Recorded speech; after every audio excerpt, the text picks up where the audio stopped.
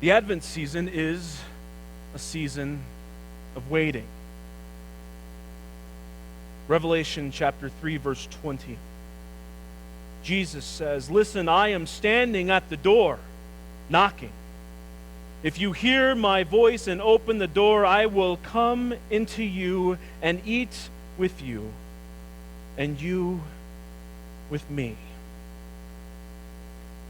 Jesus stands at the door knocking. In total reality, he comes in the form of the beggar, of the dissolute human child in ragged clothes, asking for help. He confronts you in every person that you meet. As long as there are people, Christ will walk the earth as your neighbor, as the one through whom God calls you, speaks to you, makes demands on you. That is the great seriousness and great blessedness of the Advent message.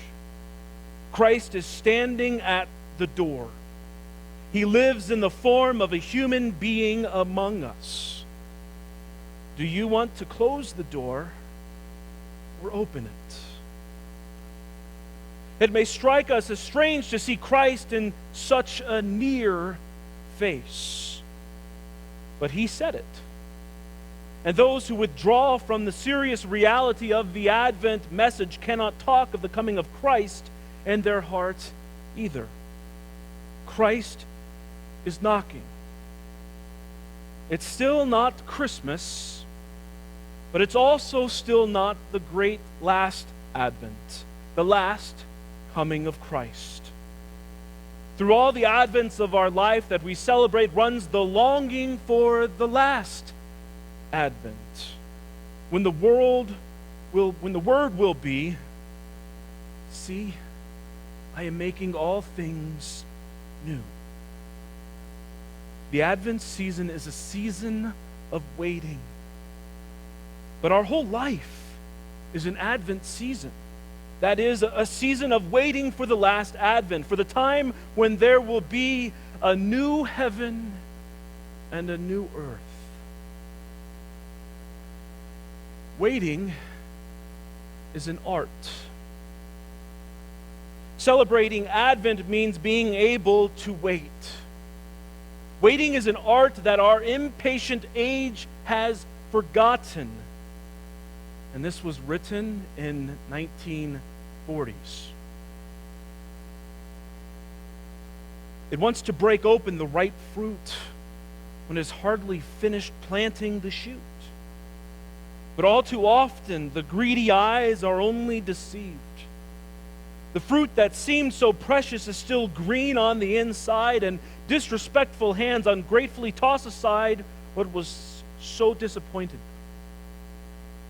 Whoever does not know the austere blessedness of waiting, that is, of hopefully doing without, will never experience the full blessing of fulfillment.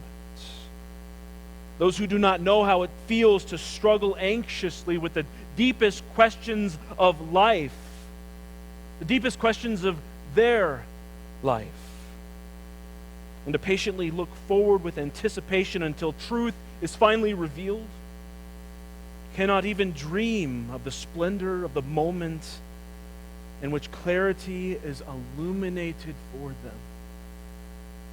And for those who do not want to win the friendship and love of another person, who do not expectantly open up their soul to the soul of the other person until friendship and love come, until they make their entrance.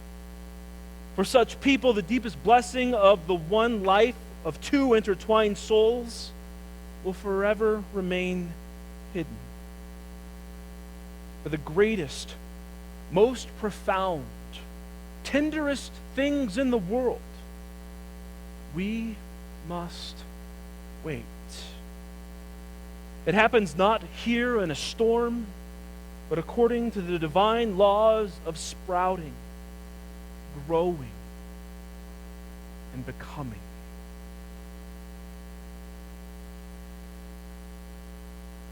Mystery. St. Paul writes in Colossians 2, verses 2 and 3,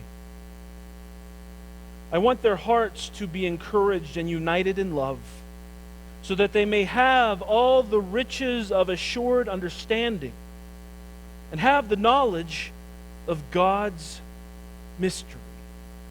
That is, Christ himself, in whom are hidden all the treasures of wisdom and knowledge. The lack of mystery in our modern life is our downfall and our poverty. A human life is worth as much as the respect that it holds for the mystery. Now, we retain the child in us to the extent that we honor the mystery. Therefore, children have open, wide-eyed eyes because they know that they are surrounded by the mystery. They are not yet finished with this world. They still don't know how to struggle along and avoid the mystery as we do. We destroy the mystery because we sense that here we reach the boundary of our being, because we want to be Lord over everything and have it at our disposal. And that's just what we cannot do with mystery. The mystery remains a mystery. It withdraws from our grasp.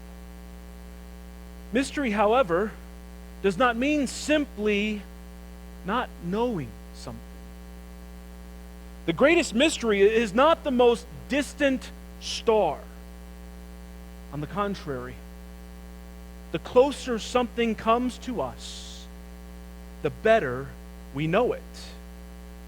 Then, the more mysterious it becomes for us. The greatest mystery to us is not the most distant person, but the one next to us. Nowhere in the world does one feel the might of the mysterious and its wonder as strongly as here, when two people know everything about each other. The mystery of the love between them becomes infinitely great. The very fact that the other person is so near to me is the greatest mystery. And of course, that God comes so near to us in the child.